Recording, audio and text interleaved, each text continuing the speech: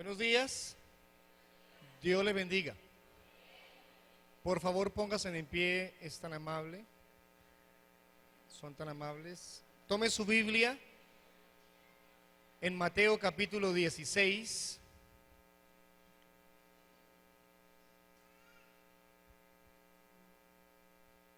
Y vamos a dar continuidad a el tema que durante este mes se ha trazado para la iglesia.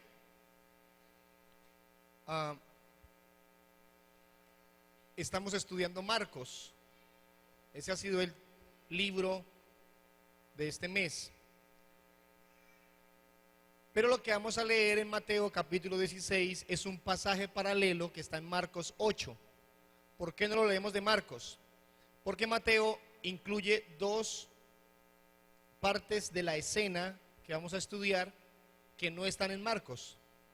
Entonces por eso vamos a verlo de aquí de Mateo, pero es el mismo texto. Si usted tiene su versión NTV, la nueva traducción, ahí la puede leer. Pero vamos a leerlo en la Reina Valera.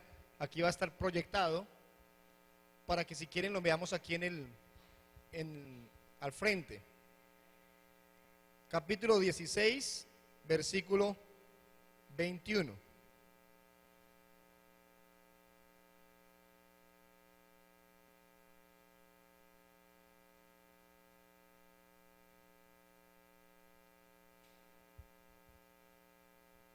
¿Estamos ahí todos? Muy bien.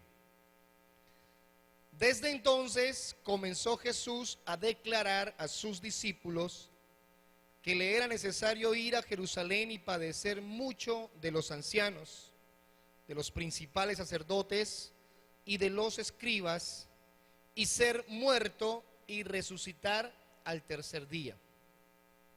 Entonces Pedro, tomándolo aparte, comenzó a reconvenirle, diciendo: Señor, ten compasión de ti, en ninguna manera esto te acontezca.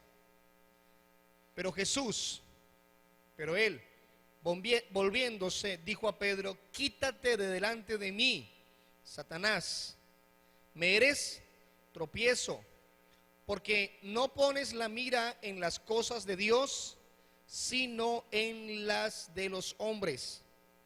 Entonces Jesús dijo a sus discípulos: si alguno quiere venir en pos de mí, niéguese a sí mismo y tome su cruz y sígame.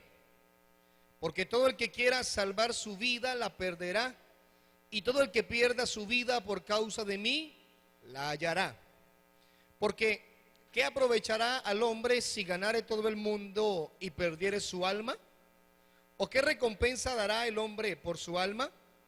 Porque el Hijo del Hombre vendrá en la gloria de su Padre con sus ángeles, y entonces pagará a cada uno conforme a sus obras. De cierto os digo que hay algunos de los que están aquí que no gustarán la muerte hasta que hayan visto al Hijo del Hombre viniendo en su reino. Amén. Vamos a orar. Por favor, hágalo con toda reverencia. Mi buen Dios,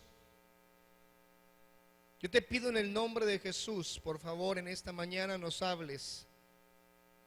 No hemos dejado la comodidad de la casa para venir solamente a ocupar un tiempo, un espacio. No hemos dejado la comodidad del hogar solo por venir aquí a cumplir con un evento religioso. No, Señor. Hemos salido de nuestra casa o de donde estaba cada uno hasta aquí, hasta tu morada, tu casa, para que nos hables, por favor. Y la forma en que lo quieres hacer es a través de tu palabra santa. Te pido en el nombre de Jesucristo, Padre bueno, que tu Espíritu nos convenza, nos redarguya, nos lleve a entender más claramente estas verdades y con ello a ser santificados, porque tu palabra es verdad y tú nos santificas con tu verdad, con tu palabra. Todo esto te lo pedimos en el nombre santísimo de Jesucristo. Amén y amén. Por favor, póngase cómodo y vamos a estudiar un poco este texto.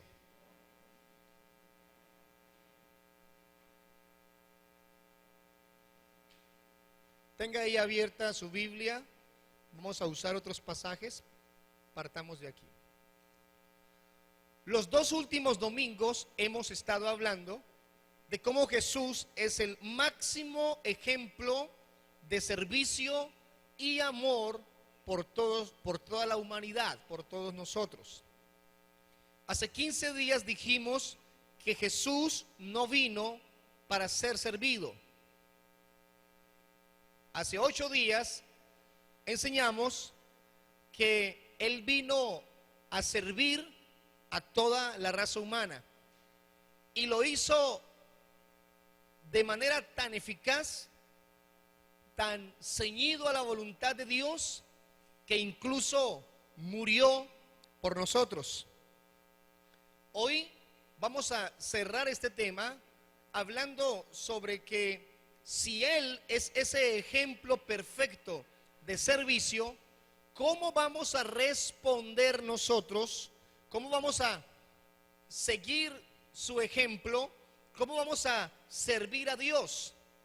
Y sea la oportunidad para de una vez mencionarle que no consiste en hacer y hacer y hacer, porque algunos confunden el hecho de servir a Dios porque hay que hacer muchas cosas, no, sino cuál es mi actitud, mi estilo de vida, mi forma de actuar, de caminar, de hacer las cosas, y observar con ello si estamos ceñidos o no a verdades como las que hoy estamos mencionando. Me llama la atención que Pedro pasó de ser en este pasaje un hombre reconocido por el Señor a un villano. Observemos el versículo 16, por favor, mírelo ahí en su Biblia. Si lo puedes proyectar, también te agradezco. Gracias. Versículo 16. El 15, gracias, el 15. Un poquitico atrás de donde leímos hace un momento. Mire cómo pasa de héroe a villano. Versículo 15. Él les dijo, Jesús dijo: ¿y vosotros quién decís que soy yo? Respondiendo Simón Pedro, dijo: tú eres el Cristo, el Hijo del Dios viviente. Entonces le respondió Jesús: bienaventurado eres. Hermoso concepto de Dios para un hombre. El mismo Señor diciéndole a Pedro: tú eres un hombre muy bendecido, eres un hombre especial, eres un hombre al cual no se lo reveló esto ni carne ni sangre, sino mi Padre que está en los cielos. Y yo también te digo que tú eres Pedro. Y comenzó una tremenda palabra profética en torno a la vida de Jesús mismo. No se la dio a Pedro. Algunos creen que ahí donde se estableció el primer papa, que fue Pedro. No, ahí se refiere a Jesús, pero no vamos a entrar en esos detalles. Entonces Pedro, el hombre del momento, le estaba preguntando a todos, ninguno daba razón, y Pedro dice: tú eres el Cristo, el Hijo del Dios viviente. Bienaventurado Pedro, excelente. Versículo 23. Luego de que Jesús les dice: voy a ir a Jerusalén para que me maten, para que me torturen, para que me maltraten, para que me coronen con espinas, para que me castiguen, Pedro salió otra vez a la defensa y dice el versículo 22, comenzó a reconvenirle diciendo: Señor, ten compasión de ti, en ninguna manera esto te acontezca. Y Jesús le contesta en versículo 23: quítate de delante de mí, Satanás. Vamos a hacer el paralelo. ¿Qué le dijo en el versículo 16? Tú eres un hombre bienaventurado. Le dijo: buena esa, Pedro, estás bien, estás en lo cierto. Y aquí en el versículo 23, ¿qué le dice? Tú eres Satanás. ¿Cómo puede cambiar el concepto de un hombre tan rápido solamente porque soltó un par de frases? La primera muy correcta, la segunda incorrecta. Y entonces le agregó algo más. Mira el versículo 23. Me eres tropiezo. Aparte de decirle Satanás, le dijo: tú eres un tropiezo. ¿Y por qué le dijo Satanás? ¿Y por qué eres un tropiezo? ¿Por qué? Porque no pones la mira en las cosas de Dios, sino en las de los hombres. Cuando una persona se convierte en tropiezo, en emisario de Satanás, cuando tiene los ojos puestos en las cosas terrenales, en lo material, y se olvida de que los ojos deben estar puestos ¿dónde? En los cielos. Por eso Pablo con vehemencia dice: quiten la mirada de este mundo, no lo miren más, porque lo material, lo terrenal es perecedero, pero lo que está allá arriba es imperecedero, es infinito. Quiten la mirada de las cosas de la carne, porque las cosas de la carne producen ruina, muerte, condenación. Pero el que tiene su mirada puesta en lo espiritual, ¿qué recibe? Vida y paz. Entonces hace permanentemente paralelos para buscar que el creyente, que usted, que yo, no desviemos nuestra mirada de lo que debemos estar viendo. Es que no es fácil que los apóstoles, los discípulos que estaban siguiendo a Jesús, lo escuchen, se vean animados por él. Él permanentemente los motivaba, los animaba, y que un día salga diciendo: bueno, organicémonos, vamos para Jerusalén. ¿A qué vamos a ir allá, maestro? Allá me van a matar, allá me van a torturar, allá van a crucificarme. La lógica diría: si allá te van a matar, entonces ¿para dónde caminamos? Pues para otro lado. Si te dicen allá en la esquina atracan, vamos a ver qué pasa. No, lo más lógico es que le das la vuelta a la manzana y no pasas por ahí. Pero Jesús estaba diciéndoles lo que había de acontecer con él, y por eso Pedro aparece reconviniendo al Señor. ¿Qué es reconvenir? Estaba confrontando al maestro, estaba regañando al maestro. ¿Qué le pasa? Reaccione. Si allá lo van a matar, pues no vamos. Y ahí es cuando Jesús le da el calificativo de Satanás. Quiso decirle: usted es un emisario del diablo. Pedro quería hacer eso, no fue su intención, pero en eso se convirtió. Debemos tener cuidado con los emisarios del diablo. ¿Podría haber hoy en día emisarios del diablo que quieren sacarnos de la voluntad de Dios? El Señor nos ayude. Luego de que el maestro ajusta cuentas con Pedro, entonces en el versículo 24 determina lo que hay que hacer para convertirse en un verdadero discípulo. Versículo 24: entonces Jesús dijo a sus discípulos: si alguno quiere ser mi discípulo, si alguno quiere venir en pos de mí, tres cosas. Primero, niéguese a sí mismo. Segundo, tome su cruz. Y tercero, sígame. Muchos de ustedes se saben ese texto de memoria. Hay canciones compuestas con respecto a este versículo. Tal vez usted ya ha escuchado predicaciones sobre esto, o incluso ha predicado de esto. Permítame hoy hacer una pequeña reseña de cada verdad, de estas tres verdades, y vamos a observar cómo, a partir de estudiar estas cosas, podemos determinar si nuestra vida está siendo conducida en el propósito de ser verdaderamente un discípulo del Señor o no. Tenga su Biblia abierta. La versión NTV encontramos algunas palabras diferentes, pero son verdades iguales. La primera frase es: niéguese a sí mismo. ¿Para quién es esta invitación de negarnos, de tomar la cruz y de seguirnos? ¿Es para todos? No es para todos. La primera parte del versículo dice: si alguno quiere venir en pos de mí. ¿Qué determina eso? Que muchos no van a seguir a Cristo. Él mismo está dejando claro que muchas personas escucharán del mensaje, incluso frecuentarán una iglesia, ¿por qué no? tendrán algún cambio, alguna transformación, intentarán renovar su vida, pero no van a seguir realmente al maestro. Ahí hay una clasificación. Porque los que quieren seguir al maestro, y cuando digo quieren, tiene que ver con la palabra decidir. Los que deciden seguir al maestro entienden que primero deben negarse a sí mismos, segundo, tomar la cruz, y tercero, seguir a Jesús, seguir al maestro. ¿Qué no es negarnos a nosotros mismos en primer lugar? No es simplemente limitarse a dejar de hacer algo.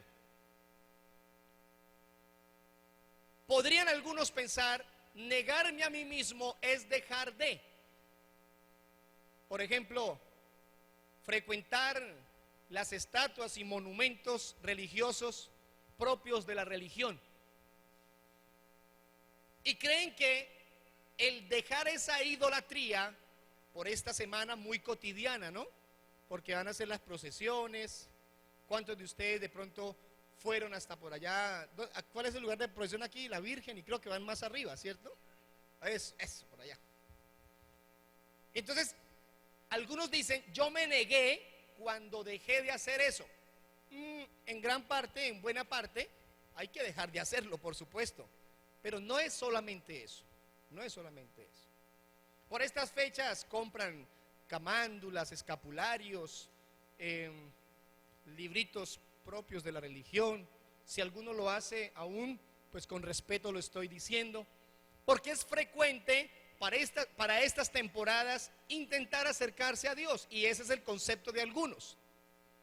Entonces algunos dejaron de hacerlo porque entendieron de mejor manera las verdades bíblicas, pero creen que negarse a sí mismo consiste en dejar esas prácticas y ya, cambié de iglesia, cambié de religión.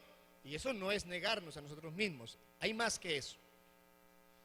No es simplemente renunciar a lujos o a dejar de satisfacer nuestras necesidades. Hay unas tendencias religiosas de algunos grupos que dicen suponen que entre menos lujos tenga, más espiritual soy.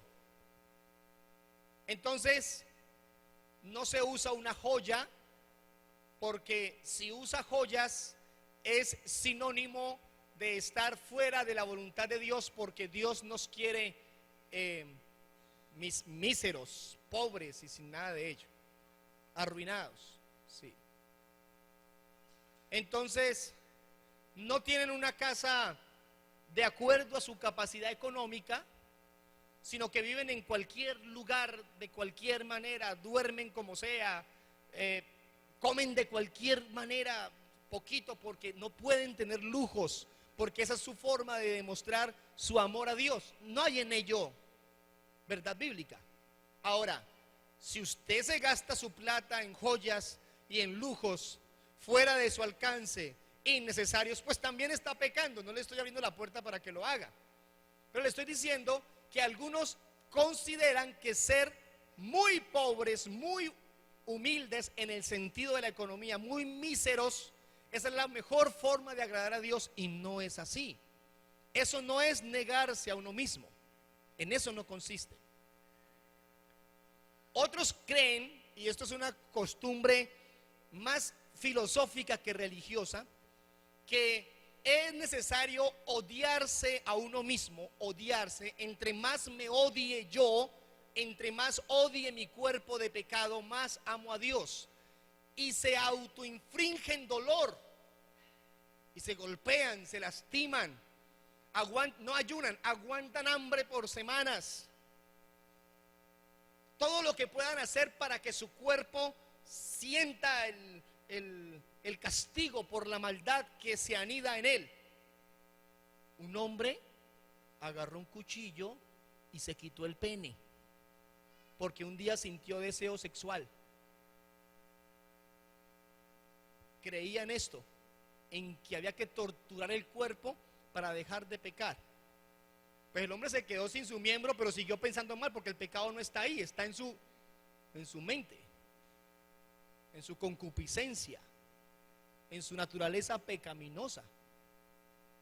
De eso le estoy hablando. Eso no es negarse a sí mismo. Negarnos a nosotros mismos es rechazar, repudiar el derecho sobre nosotros mismos. ¿Cómo así, pastor? Vamos a leerlo en la Biblia, que es donde tiene valor. Primera a los Corintios, por favor busque primera carta a los Corintios, capítulo 6, versículo 19, y ahí está en el tablero, en la proyección, para que también lo mires. 6:19. ¿Qué es entonces negarnos a nosotros mismos? Si no es todo lo que ya hemos dicho, ¿qué es entonces? 6:19. ¿Estamos ahí todos? Si no lo ha encontrado, mire aquí, por favor. Ahí está, en la proyección. ¿No se dan cuenta de que su cuerpo es el templo del Espíritu Santo, quien vive en ustedes y les fue dado por Dios? Y aquí está esta verdad: ustedes no se pertenecen a sí mismos. ¿Es clara la frase? Otra vez. Ustedes no se pertenecen a sí mismos. ¿Usted de quién es? ¿Usted es suyo? ¿Usted es suyo? No. ¿A partir de cuándo? A partir del día que decidió seguir a Cristo, el día que entregó su corazón a Dios en una verdadera conversión. Y el que es de Dios hace lo que Dios le ordena, vive lo que Dios le dice que viva. Bueno, ¿y por qué soy de Dios? ¿Por qué soy de Él? Versículo 20. Porque Dios los compró a un alto precio. ¿Por qué somos de Dios? Porque Él nos compró. Y a un alto precio. ¿Cuál fue el precio que pagó Dios por nosotros? No fue que un día entró al supermercado de almas y dijo y leyó almas con el 30% de descuento. Ah, las voy a comprar. ¿Dijo eso Dios? No. Nos compró a un alto precio. ¿Cuál fue el precio que pagó Dios por nosotros? Dio a su Hijo unigénito. Y su Hijo unigénito dio su vida. ¿Y cómo lo hizo? Fue a la cruz y derramó hasta la última gota de sangre para comprarnos, para redimirnos del pecado, porque no le pertenecíamos a Dios. Y si no le pertenecíamos a Dios, ¿a quién le pertenecíamos? ¿A quién? Ah, no, a nadie. Yo estaba sin amo. No, no es posible. Usted y yo nacimos muertos en nuestros delitos y pecados. Por consiguiente, le pertenecíamos a Satanás, al diablo. ¿Y qué vino y hizo Dios? Nos compró, nos rescató y nos pasó de muerte a vida. Por eso usted no es suyo. Usted no se pertenece. Por eso debiéramos cambiar nuestras frases. Yo quisiera, yo voy, yo vengo. El otro año me voy a tal cosa. Dentro de 10 años espero estar así. Voy a hacer aquello. Quisiera esto. ¿Cuánto quisiera aquello? Nuestras frases debieran ser: espero hacer la voluntad de Dios. Si Dios permite, la otra semana haré aquello. Si Dios me da la vida, voy a hacer esto otro. Señor, muéstrame qué es lo que quieres conmigo. Enséñame tu voluntad. Pero siempre andamos planeando nosotros, ¿no? Planeamos y planeamos y planeamos cosas. Andamos soñando una cantidad de cosas. Yo le pregunto, ¿los sueños que usted tiene son los de Dios? ¿Sus aspiraciones? ¿Qué hace un esclavo? ¿Lo que le dé la gana? ¿O qué hace un esclavo? Lo que dice su amo. Si el amo dice hoy te levantas, se levanta. Si el amo dice hoy te quedas sentado, se queda sentado. Y si el amo dice hoy te mueres, ¿el esclavo podrá salir corriendo y no morir? el esclavo morirá, porque es el mandato del amo. Pablo dice, ya no somos esclavos del mundo, ahora somos esclavos de Dios, esclavos de Él. Miren estas verdades. Primero, usted y yo somos propiedad de Dios. Él nos compró. ¿Y sabe qué dice el texto bíblico? Nos agarró y ¿dónde nos puso? ¿Dónde? En el hueco de su mano. Ahí nos puso. ¿Alguien podría arrebatarnos de ahí? El texto bíblico dice, yo los pongo en mis manos y nadie me los puede arrebatar. ¿El diablo puede quitarnos de ese lugar? ¿El diablo puede o no puede? No. Fue y buscó a Job. Señor, Dios, déjeme, yo acabo con Job. Vaya, hágale lo que quiera, no lo puede matar. ¿Cuándo el diablo pudo ir a tocar a Job? Cuando Dios se lo permitió. Antes no. Antes no. Y después de que hizo todo lo que pudo contra Job, Job se mantuvo fiel a Dios, porque Dios lo tenía aún en el hueco de su mano, ahí, protegido. Por eso es que un cristiano no se puede endemoniar, no es poseído por demonios. ¿Por qué no? Porque Dios lo tiene en su mano.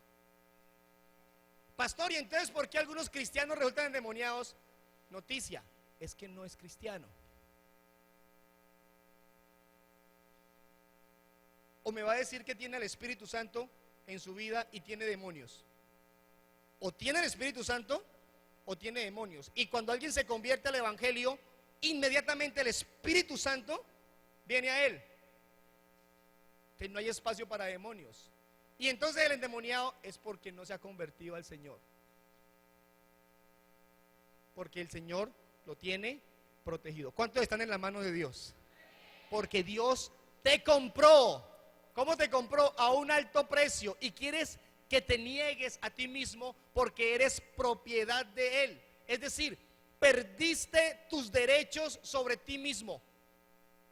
Perdiste tus derechos. Ya no tienes la capacidad, el control sobre tu vida. No la tienes. Ya no la tienes. Si tú quieres seguir autogobernándote, entonces no has entendido el negarte a ti mismo.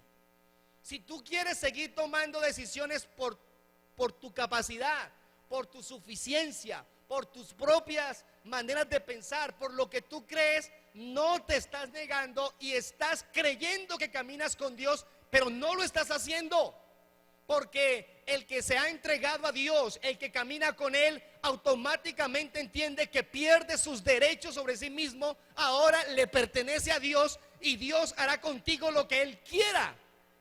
Y cuando Dios haga contigo lo que Él quiera, hará algo para lastimarte o para dañarte o para condenarte. No, la Biblia dice, yo sé los pensamientos que tengo contigo. Yo sé lo que quiero contigo, pensamientos de bien y no de mal, pensamientos de paz y no de dolor. Quiero salvarte.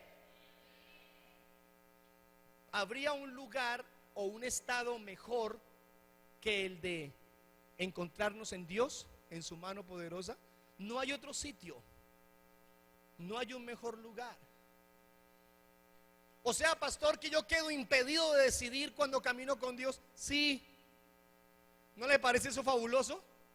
Porque cuando decides, tú te puedes equivocar muchísimo, muchísimo. Pero cuando Dios es el que me ayuda a decidir y me lleva adelante y me muestra el camino y me enseña lo que debo hacer, ¿cómo voy? A la fija, a la segura. Porque si Dios está conmigo, no importa lo que se levante, Dios me va a sacar adelante. Jesús se montó en la barca y le dijo a la gente, vamos hasta el otro lado. Y la gente se montó en la barca y comenzó la tormenta. Señor, nos vamos a morir. Oiga, no les olvide que yo les dije que íbamos a llegar al otro lado. Pero vamos a llegar heridos, maltratados, golpeados, pero vamos a llegar. ¿Crees que Dios te va a sacar al otro lado? Claro que va a doler. Posiblemente. ¿Van a haber lágrimas? Tal vez sí. Pero la promesa de Dios es que estará con nosotros todos los días hasta el fin del mundo. ¿Cómo? En la persona del Espíritu Santo. Y Él te va a sostener, te va a fortalecer y te va a llevar donde quiera llevarte. Pero niégate. Niégate. Les voy a contar. Estoy procurando no hacerlo, pero otra vez voy con ello. Hace 5 meses más, en octubre, estábamos mi esposa, mis hijos y yo en Bogotá, con muchos planes, sobre todo académicos, todo en orden del ministerio, pero estábamos estudiando. Y apareció una persona que dijo, ¿cuál es su proyecto? Este es el proyecto, queremos un negocio que nos dé el tiempo y la posibilidad de seguir estudiando lo que estamos estudiando, mi esposa y yo. Y esa persona dijo, ¿cómo van con la librería? Queremos montar la librería bien grande en tal sitio, así, así. Digo, les voy a dar 100 millones de pesos para la librería. Los que son comerciantes, y así no sean comerciantes, saben que 100 millones de pesos ayudan. 100 millones para montar la librería. Pero el lugar, esos arriendos son muy costosos. ¿Cuánto cuesta el arriendo del local? Le preguntamos al dueño. 2 millones de pesos el mes. Inaccesible, ¿no? 2 millones al mes. Wow.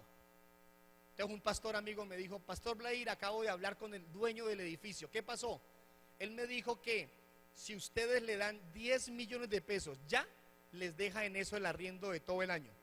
Entonces de 24 se bajó a 10. ¿A cómo quedó el mes? A 800 y unas monedas. Excelente. Ah, no, por ahí sí es. Eso es de Dios, dice uno, ¿sí o no?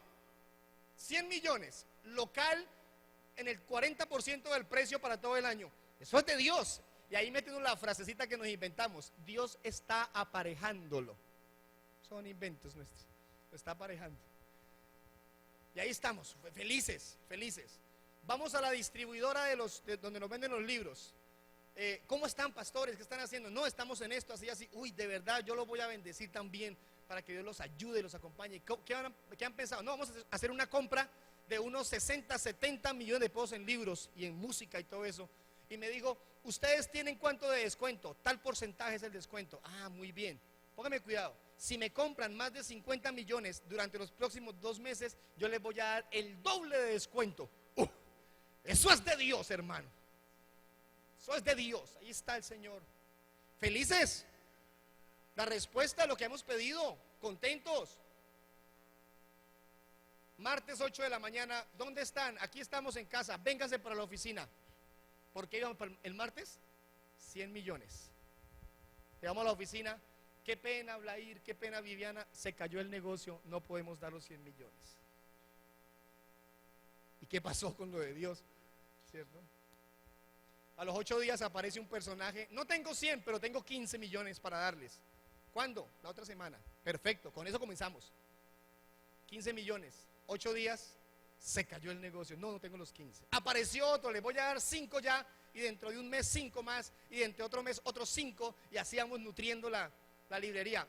Por ahí sí es. Ahora sí, se cayó el negocio. Y llega en noviembre el pastor Alberto a la casa. Nos habla de Yopal, nos habla de volver. Y casi que inmediatamente decidimos, nos vamos para Yopal. Yo no me vine para aquí porque se me cayó el negocio de la librería. Nos venimos para Yopal porque entendimos que no es lo que nosotros querramos, no es lo que anhelemos, no es nuestro sueño, es hacer la voluntad de Dios. Y nos vinimos a intentar hacer la voluntad de Dios en lo que estamos haciendo. Le estoy diciendo, hermano, hermana, piense en que si sus sueños están alineados con la voluntad de Dios, porque pueda que usted le meta tiempo, plata y esfuerzo a cosas que no son la voluntad del Señor. Le estoy diciendo para que desista de sacar ese préstamo en el banco. Algunos están empecinados de sacar plata como sea prestada porque apareció el negocio del siglo. Le estoy diciendo para que desista, señorita, de decirle a ese señor que sí o que no. Le estoy diciendo eso, caballero, para que frene tiempo la decisión que usted cree que es la correcta. Deténgase y piense si esa es la voluntad de Dios. Jesús, el Hijo de Dios, se botó al piso y con lágrimas que parecían gotas de sangre dijo: Señor, si fuera por mí no quiero, pero que no sea mi voluntad sino la tuya. Y nosotros en cambio vamos derecho y hacemos lo que se nos ocurre. Es que yo creo que es por ahí. A mi abuelo le funcionó, a mi papá le funcionó, a mí también me funciona. No, porque cuando uno conoce a Dios, se enamora de Dios, se entrega al Señor, uno entiende que perdimos nuestros derechos. Ahora los derechos los tiene el que nos compró a un altísimo precio. ¿Será que usted está planeando cosas que no están en el Señor? Neguémonos a nosotros mismos. Segundo, ¿cuál es la segunda? ¿Cuál es la segunda? Tome su cruz. Tome su cruz. Hermanos, hermanas, no fue fácil para los discípulos entender eso de tomar la cruz. Uno dice: uy, qué discípulos como tan cerrados, ¿no? Como tan... Primero, no tenían al Espíritu Santo. No lo tenían. ¿Por qué? Porque el Espíritu Santo vino hasta Pentecostés. Pero tenían a Jesús. Sí, tenían a Jesús. Pero Jesús no había ido a la cruz. Entonces cuando Jesús les dice: tomen su cruz, ellos se quedan como: ¿cuál cruz? Si a usted le dicen hoy: tome la cruz, usted lo entiende. ¿A qué se refiere? A que Jesús cargó una cruz por no sé cuántos metros, 2, 3 kilómetros, la cargó muy pesada y después en ella lo crucificaron. Entonces, entendemos que esa fue su cruz. Hoy nos queda fácil entenderlo, pero los discípulos no sabían de qué cruz hablaba Jesús. Ahora, ¿en ese tiempo sí habían crucificados? Claro, claro que sí habían crucificados. Pero ellos no entendían el principio espiritual que Jesús quería enseñarles. ¿Qué es tomar la cruz? Algunos creen que la cruz es una prueba. Y no es solamente eso. No, la cruz es una enfermedad, o es una tentación, o es un problema grave. No, no es solamente eso. Entre otras, porque muchas cosas de las que nos pasan no son pruebas de Dios, permítanme usarlo así, después les explicamos eso, sino más bien son las consecuencias del error. El muchacho sale a 120 en la moto, se descuida, se cae, se parte una pierna y a los 15 días está diciendo: Dios me está probando porque me permitió partirme la pierna para probarme. ¿Cuál prueba? Eso es resultado de su irresponsabilidad. Es que la prueba que a mí Dios me dio fue esta mujer que yo conseguí. Pues ¿para qué fue y la buscó en el mundo? Si las cristianas o los cristianos no somos garantía de ser un excelente esposo o excelente esposa, pues allá fuera peor. Y va a decir que Dios le dio esa prueba.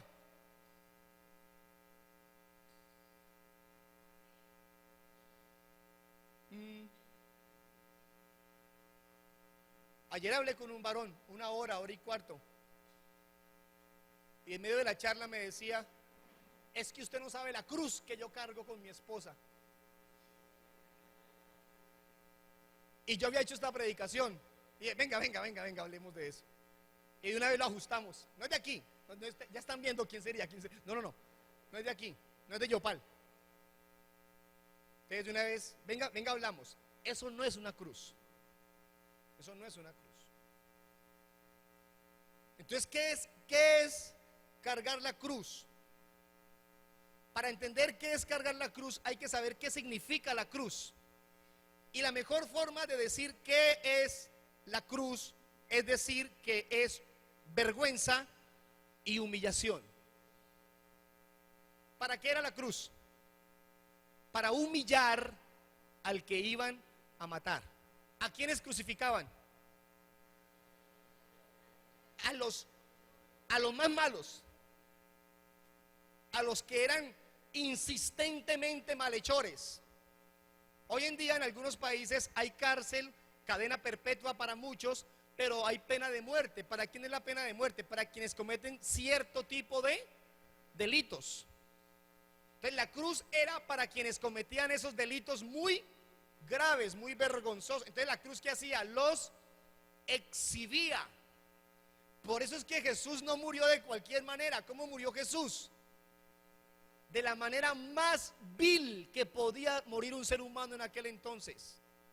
Gálatas dice que murió como un maldito, murió humillado, murió avergonzado. ¿Qué ropa tenía puesta Jesús en la cruz? Murió desnudo. Murió desnudo. Lo primero que hicieron al bajarlo fue cubrirlo, porque su cuerpo estaba desnudo. En la cruz vivían la máxima humillación que un humano puede vivir. Entonces, cuando yo digo hay que cargar la cruz, tiene que ver con que tenemos que evidenciar en ello el pecado, la maldad, el orgullo, la inmoralidad y todo aquello que deshonra al Señor. ¿Qué es cargar la cruz? Es aceptar todo lo que hace Dios para perfeccionarnos. Es entender que tu pecado tiene que ser publicado. Tu pecado tiene que ser evidenciado. O sea, pastor, que Dios un día a estos va a poner trompeta y aquí en el videobeam, en vez de estar la canción del momento va a estar Es mi vida y mi pecado. Tal vez no lo haga así, pero Dios sí va a publicar tu pecado. Sobre todo, máxime, cuando algunos insisten en él y no salen de esa condición. Porque algunos creen que pueden seguir en la iglesia cometiendo sus pecados y cargan con su pecado y están diciendo: soy cristiano, vivo para Dios, amo a Dios. Incluso oran y cantan y ayunan, pero siguen con su pecado. No diga, se está negando a sí mismo. No diga, estoy cargando la cruz, porque quien se negó a sí mismo, quien lo está haciendo, quien está cargando la cruz, está haciendo todo lo necesario para botar, eliminar, desechar su maldad, su pecado. Tiene que ver con el corregir asuntos de carácter.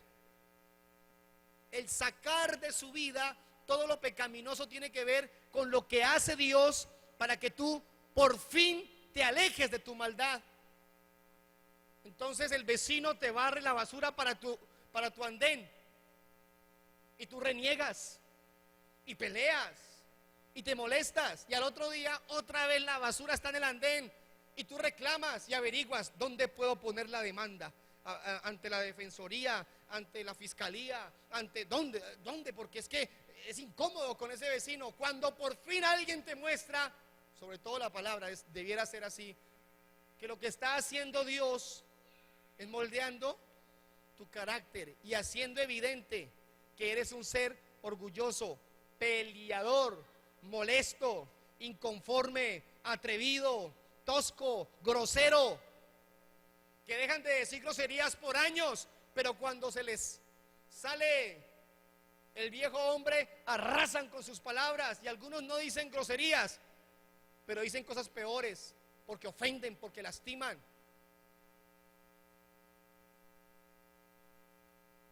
Y Dios está ahí mostrando el pecado, está haciéndolo evidente para que reacciones. ¿Qué fue lo que llevó Jesús en la cruz? Su pecado, no el de él, el de la humanidad. Llevó el suyo, el mío, nuestro pecado, el pecado de todos. ¿Jesús se hizo pecador? No, es que alguien dijo por ahí: Jesús se volvió violador, se volvió asesino por nosotros. No. El versículo dice: él se hizo pecado, que es diferente. No pecador, se hizo pecado. Hermano, hermana, ¿por qué? Porque en la cruz es donde se quita el pecado. Cargar la cruz tiene que ver con santificarte. Cargar la cruz tiene que ver con abandonar lo que te aleja de Dios. cargar la cruz tiene que ver con decirle no a la maldad, a lo malo, a lo pecaminoso. Pero algunos no quieren. Ahí se sienten bien. En algunas cosas sí, en otras no. Y ahí se persiste en esa mala actitud. El mundo dice, escuchen esto: reclame, pelee, defiéndase, eluda, encare, vénguese, no se deje, demande. El Señor dice: tome su cruz. Es que las autoridades están para defendernos, y si esto pasa, pues hay que poner una demanda. Yo creo que en algunas cosas sí, pero en la mayoría de situaciones tenemos que aplicar la verdad de la palabra, y dice: si te pegan aquí, pon la otra. Pero cuando a alguno le pegan aquí, ya está pensando en cómo la voy a devolver, y le ponen adición al versículo, ¿no? Si te pegan en la mejilla izquierda, pon la derecha, y adicionan: pero yo soy manso, pero no menso. Ustedes creen que están en posición de reclamar y de pelear, cuando lo que Dios quiere que entiendas no es si te pegaron o no te pegaron, si te quitaron o no te quitaron, si te robaron o no te robaron. Lo que Dios quiere que entiendas es que tu carácter tiene que ser perfeccionado, modelado, transformado por la verdad del Evangelio. Un dato ahí es que algunos creen que dar fruto para Dios es hacer cosas.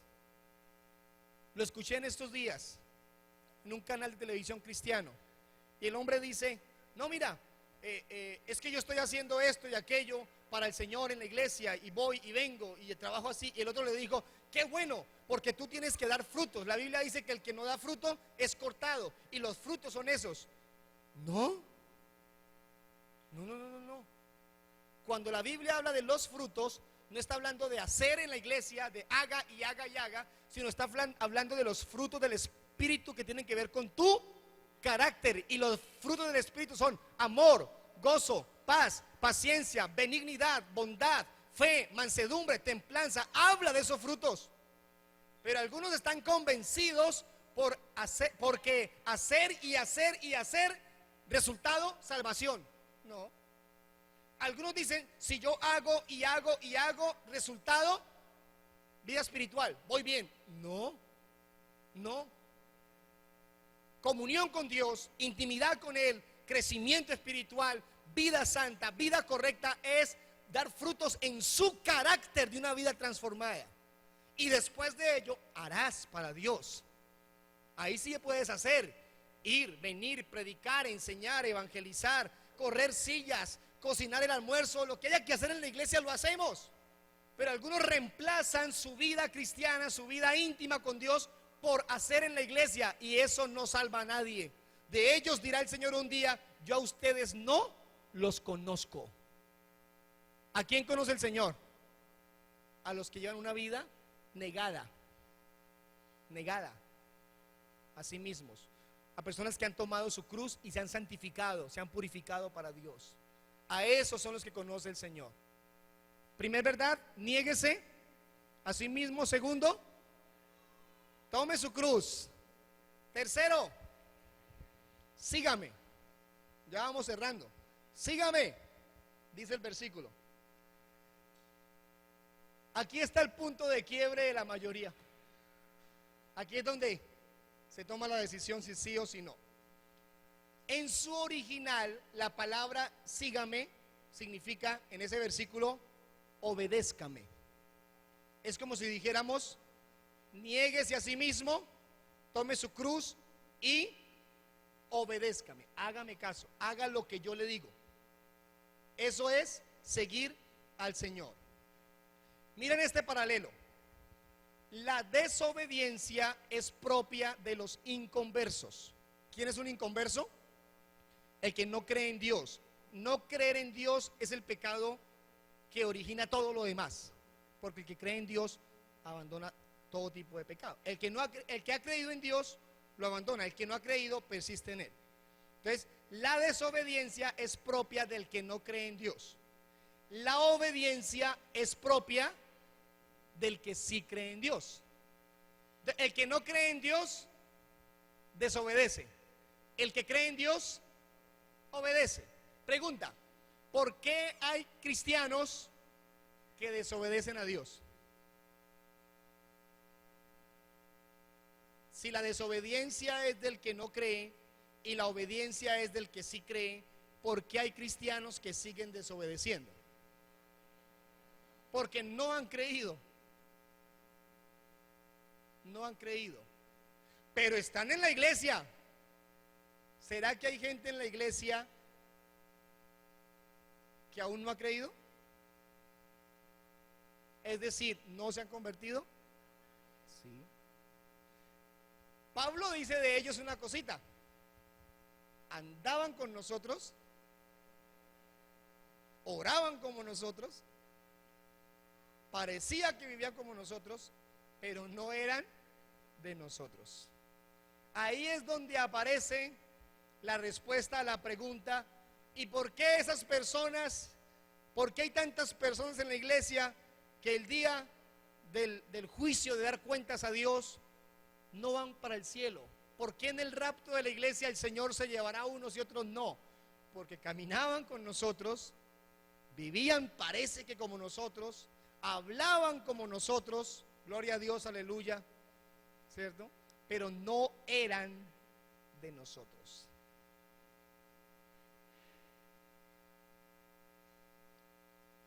¿Qué es obedecer al Señor? Seguirlo.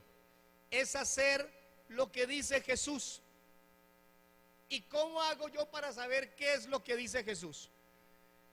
¿Cómo hago para obedecer a Jesús? ¿Qué tengo que hacer para conocer las órdenes de Jesús? Ir a su palabra.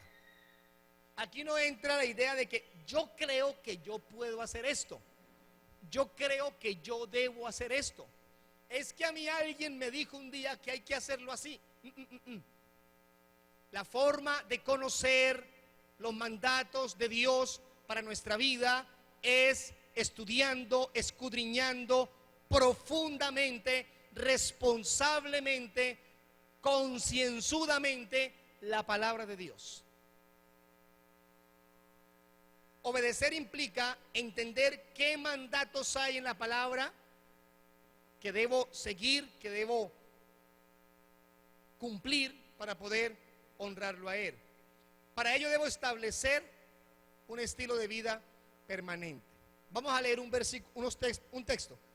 Juan capítulo 6. Les decía que este es el punto de quiebre de muchos. Juan capítulo 6, versículo 60. 6:60, Evangelio según San Juan.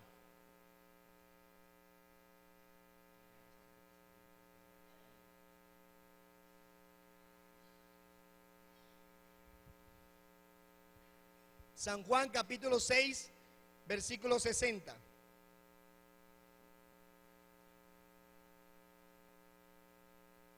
$6.60. ¿Estamos ahí? Aquí está en la proyección.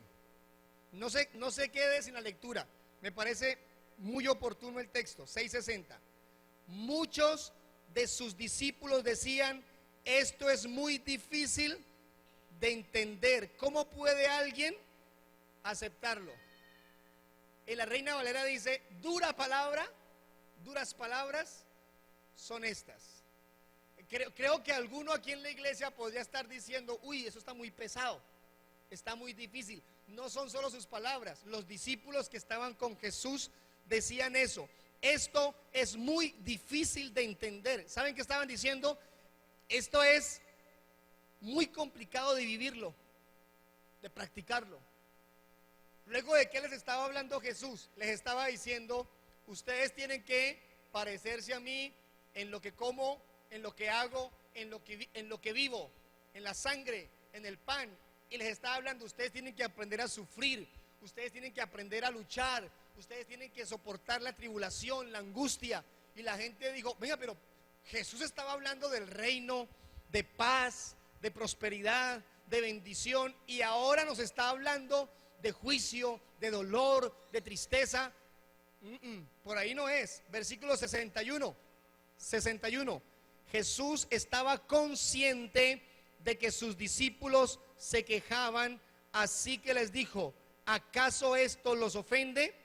¿Qué pensarán entonces si ven al Hijo del Hombre ascender al cielo otra vez? Solo el Espíritu da vida eterna. Los esfuerzos humanos no logran nada. La palabra que yo les he hablado son espíritu y son vida. Pero algunos de ustedes no me creen, pues Jesús sabía desde un principio quiénes eran los que no creían y también quién lo traicionaría.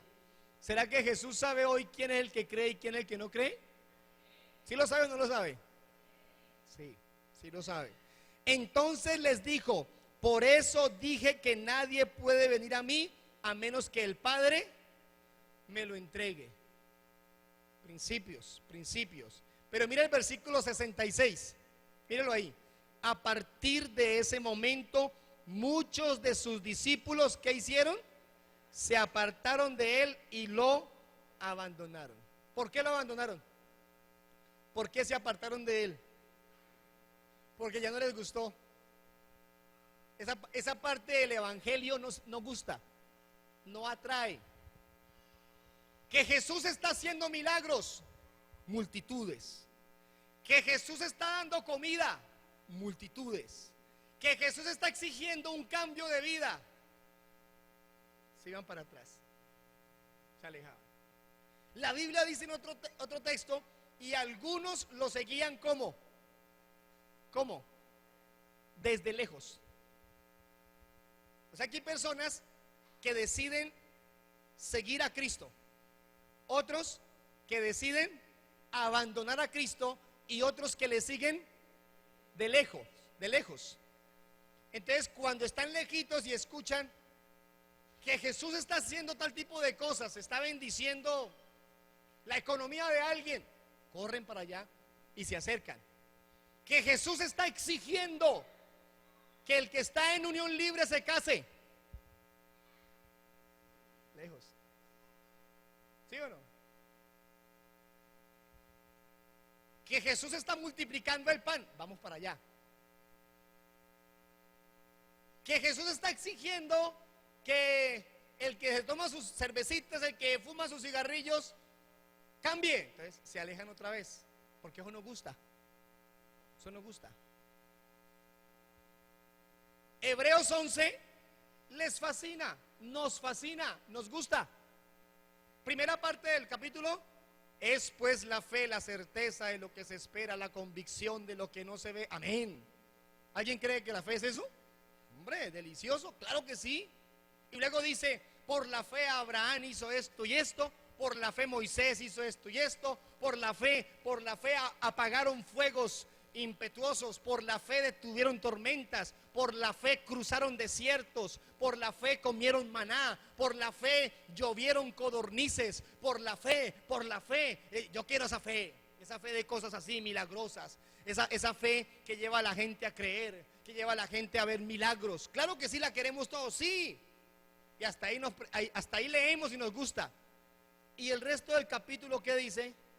Por la fe ellos murieron aserrados, murieron destripados, murieron siendo torturados, murieron desnudos, escondidos en cuevas, murieron hambrientos, con frío, escapando de sus enemigos, y murieron sin alcanzar a ver las promesas cumplidas. Esa parte del capítulo no se mira. Se mira la parte de victoria, pero en la Biblia se habla más de dolor, de sufrimiento y tristeza que de victorias y alegrías, porque nuestra victoria y nuestra alegría no es en la tierra, es en el cielo, con Él, en la eternidad, cuando Él nos salve y nos lleve a compartir por la eternidad con Él.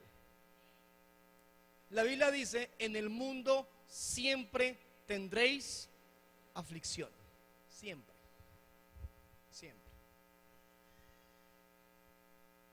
Un predicador potenció una profecía equivocada de una mujer y dijo en el año 92: ningún cristiano estará enfermo en la iglesia de Cristo. Ningún cristiano estará enfermo. Y como escribe libros y predica por todo el mundo por televisión, la noticia se creció. La profecía de una mujer que se potenció. En el 93 murió el suegro, murió una prima de él, enfermos y todo eso. Se levantó y dijo: perdón porque me equivoqué con lo que dije de parte de Dios. Y se retractó de la profecía. Porque en el mundo siempre tendremos aflicción. Porque por amor, por misericordia, por perfección de la voluntad de Dios, te vas a enfermar, vas a tener problemas, vamos a tener luchas, angustias. Perdón si contarlo causa una mala impresión, pero lo hago de corazón. Nunca vi a mi papá tan saludable como en estos últimos 6 meses. Se me murió el miércoles pasado. Y nunca lo había visto tan saludable. Pero tengo que entender la soberanía de Dios, el plan de Dios, la perfección del proyecto divino. Entonces si entiendo eso no me duele. Claro que me duele. Te va a doler lo que te haga tu hijo, te va a doler lo que te haga tu esposa, te va a doler lo que te haga tu esposo, te va a doler. Pero piensa que en el plan de Dios está ocurriendo más por ti que por ellos, los que te están haciendo daño. Está ocurriendo más para formarte a ti que a otros, porque Dios te ama, porque Dios quiere que le sigas. Y no de cualquier manera, sino que lo hagas perfeccionándote, creciendo, siendo el hombre y la mujer que tú tienes que ser. ¿Por qué hizo todo eso? Volvamos a Mateo capítulo 16, donde comenzamos. ¿Por qué hizo todo eso? Mateo 16, ¿dónde comenzamos? 16.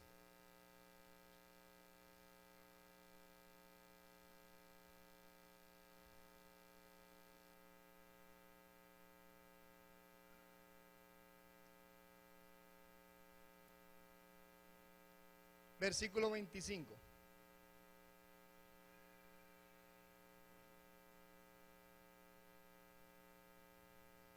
En la Reina Valera, aquí está.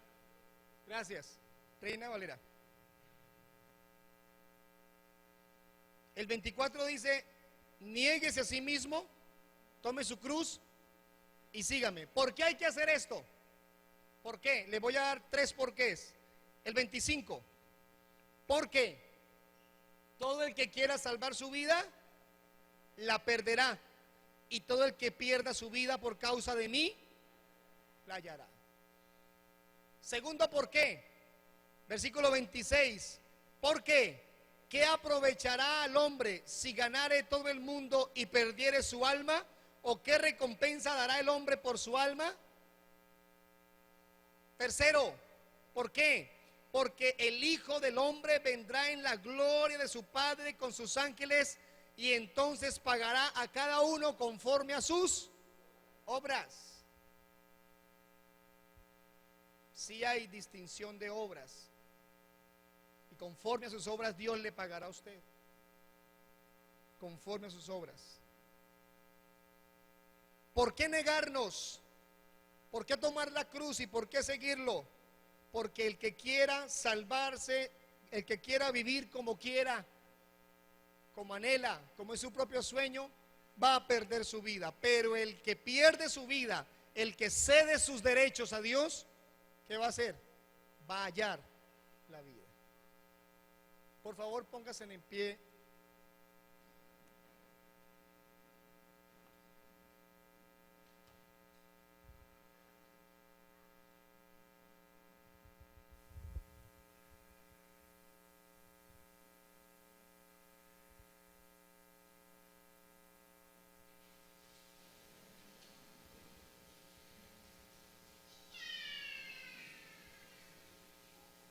Las tres cosas que debes hacer son negarte a ti mismo, tomar la cruz y seguirla. Si tu vida insiste en el pecado, en un pecado abierto,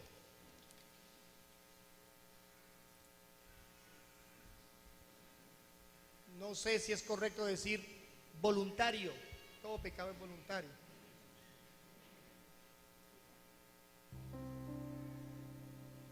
Y no hay arrepentimiento, hay remordimiento, pero no hay arrepentimiento.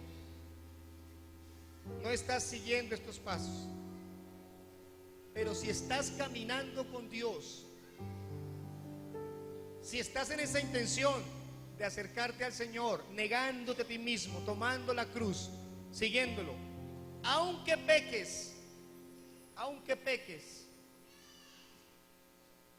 porque estamos expuestos a fallar, tenemos una oportunidad con el Señor. Es decir, la Biblia ampara.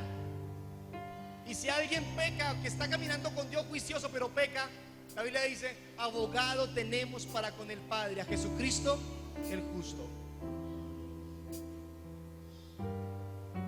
Pero parte de esa realidad necesitamos negarnos y tomar la cruz y seguirle. Por favor, cierra tus ojos. Hay una canción que vamos a cantar. Hazlo de corazón para el Señor. Es la forma de decirle que estamos interesados, intencionados en el deseo de ser como Él quiere.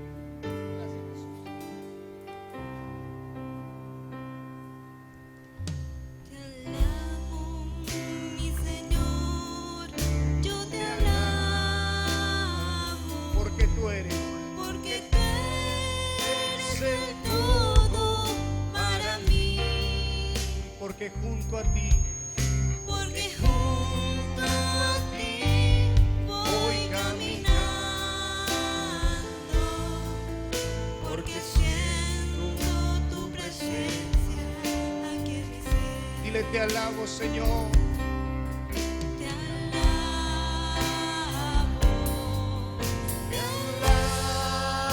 alabo, y mi alma no se cansa. Te alabo, Señor. Te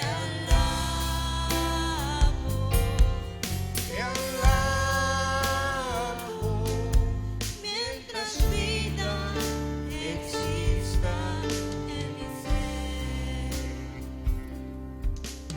A veces el maligno quiere volver a mi alma aprisionar,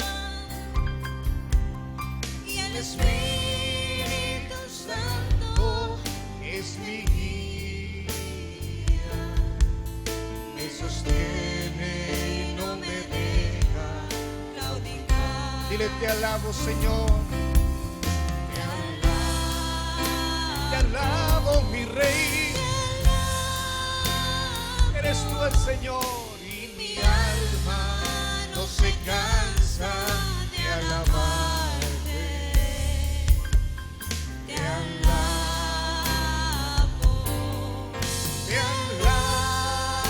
alabo, mientras vida exista en mi ser. A veces el maligno quiere. A veces el maligno volver a mi alma aprisionar, pero el Espíritu Santo, y el Espíritu Santo es mi guía, me sostiene y no me deja claudicar. Dile: te alabo, Señor. Te alabo.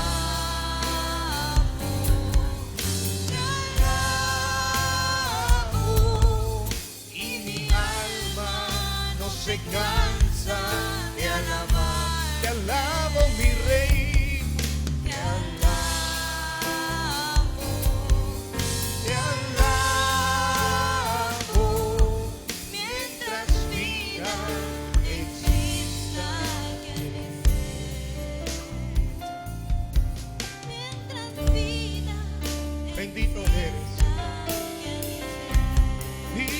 eres tú, mi Jesús.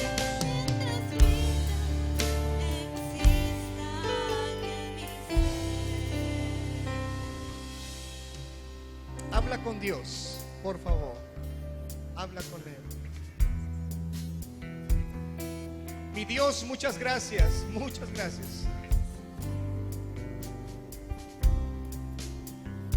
Porque hoy tenemos la convicción, la seguridad de que no pertenecemos al enemigo. No pertenecemos al sistema, al mundo. Te pertenecemos a ti, Señor. Tú nos has comprado con un altísimo precio. Nos has comprado. Pagaste por nosotros lo que nadie más podría pagar. Todo eso fundamentado en el amor, en la misericordia, en tu bondad infinita. Muchas gracias. Muchas gracias. Decidimos, Señor, ir en pos de ti. Y para ello yo te pido, nos des la capacidad, el entendimiento de poder negarnos a nosotros mismos. Reconocer que no somos de nosotros, no somos propios, sino que tú eres nuestro dueño, nuestro amo, y que queremos hacer lo que tú quieres que hagamos. Queremos tomar la cruz y con ello publicar, para abandonar, para desechar el pecado que nos asedia. Queremos seguirte, queremos obedecerte, Maestro. Yo quiero obedecer tu palabra. Quiero obedecer tu palabra. Dígale eso al Señor. Queremos obedecer tu palabra, Señor. Queremos no ser solamente oidores. Queremos ser hacedores. Practicar, vivir la verdad. Tu palabra es verdad. Santifícanos en esa verdad. Te lo pedimos, Padre eterno, Padre bueno. Ayúdanos. Porque si insistimos en salvar nuestra vida, la perderemos. Pero si la perdemos por causa de ti, la hallaremos, Señor. Aquí hay personas viviendo luchas, mi Dios, angustiados, preocupados, tal vez algunos desesperados, que tienen que salir de aquí ahorita a tomar decisiones. Señor, que tu palabra haya causado la necesidad de detenerse y de alinear sus acciones con tu propósito santo. Dales fuerzas, dales fuerzas. Si hay alguien enfermo, tú lo puedes sanar, porque tú eres Dios, tú eres el Señor. Pero antes de un milagro físico, que haya un milagro espiritual, reconocimiento de tu voluntad, de tu propósito santo, de tu proyecto divino, de tu plan eterno, Señor. Padre, te pido en el nombre de Jesús que hagas real en cada uno la obra maravillosa del Espíritu Santo, convenciendo, redarguyendo, transformando, bendiciendo. Todo esto te lo pido en el nombre de Jesucristo. Amén y amén.